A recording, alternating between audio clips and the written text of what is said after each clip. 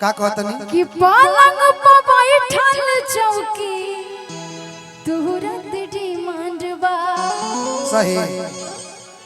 कि बात बुझबाना तो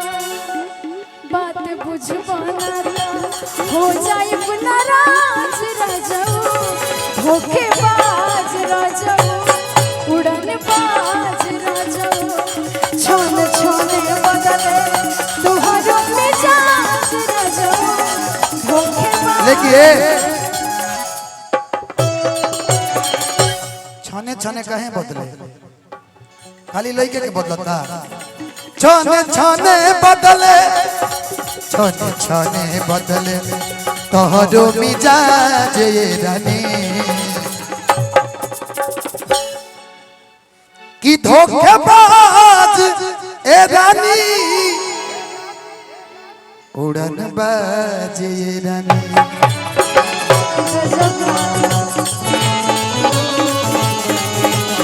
देखिए भैया कहाँ कहाँ जाता माइक लेके पैसा हमरा के दे दी खुश ठूस ली पूरा तनी हमरे खाली इसके दे दी अब बार कबो कबो चेंज में कट रहे खाली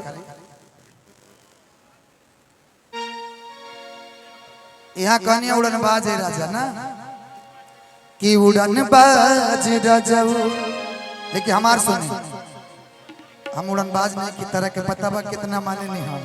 बहुत ज्यादा ये तू जानत नहीं खो कि तहरा पके हुदा के तो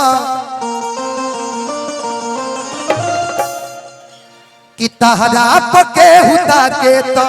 तकलीफ हो खेला तोहरा पके हुदा के तो तकलीफ हो खेला तोहरा पके हुदा के तो तकलीफ हो खेला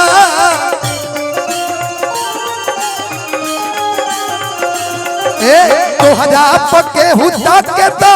तकलीफ हो गेला खिड़की से केहू झाके तो खिड़की से केहू झाके तो तकलीफ हो गेला तोहरा पके हुदा के तो तकलीफ हो गेला छने छने बदले तोहरो मिजाज ए रानी धोखेबाज ए रानी धोखेबाज ए रानी लेकिन ए ना वो ए हो जाए हम कराए थे एगो गाना के बाद हमें देख जाए के बाद ए नहीं बू ए गोदना वाली है ना वो आज क्लास होगा सबका अब गोदना वाली ए भैया है ए खुश मोहम्मद भाई ए प्रकोष्ठ साहब माइक पर ध्यान दी एगो रउआ खाती आज गाना गाई भाई तनी दे दी कोडवा दे के रखी भैया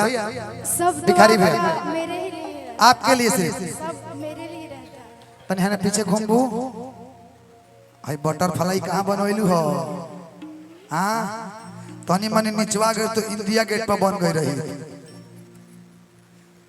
और कहीं बा है ना बिच्छी बा देखल जा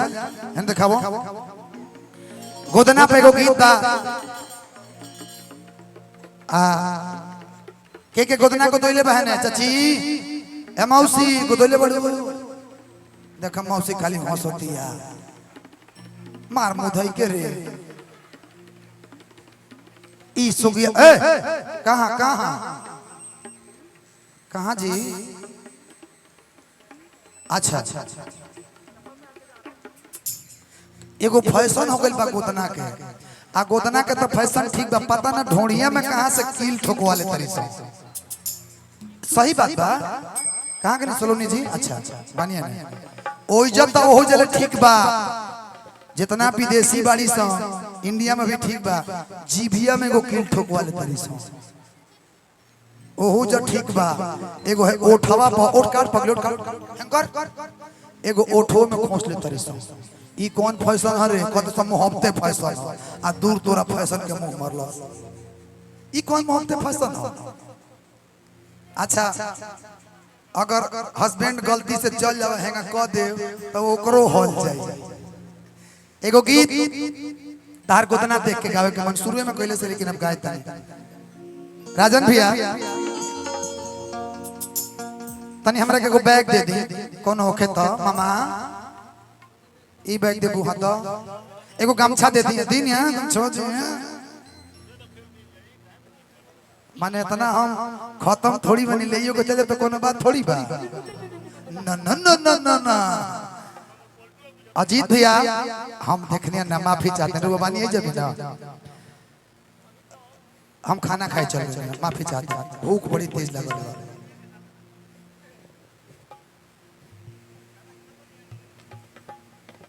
अजीत भैया आज हम बने गोदना वाली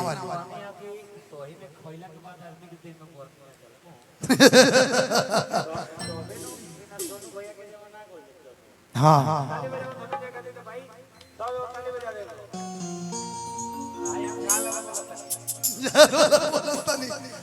आया